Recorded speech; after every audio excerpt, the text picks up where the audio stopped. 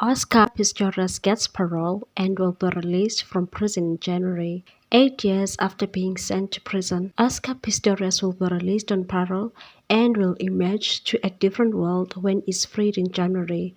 A far cry from his former life as a globe-trotting athlete. Pistorius fatally deleted his girlfriend Reeva through a closed door on Valentine's Day in 2013, setting the scene for a highly publicized murder trial that ended in the former Paralympian being found guilty of culpable homicide. After two state appeals, Pistorius was eventually sentenced to 13 years and 5 months behind bars for murdering Steenkamp under the principle of dolus eventualis. The Supreme Court of Appeal then issued multiple orders and letters about when the sentence came into effect, resulting in Pistorius being declared ineligible for parole in March.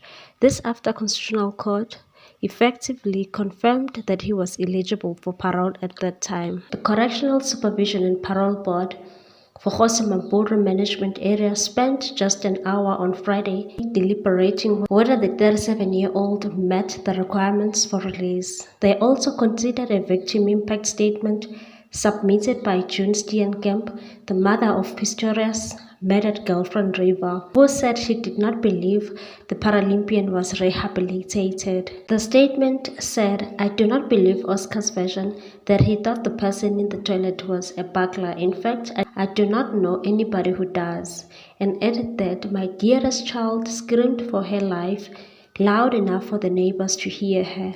I do not know what gave rise to his choice to shoot through a closed door 4 times at somebody with hollow point ammunition when I believe he knew it was Reeva.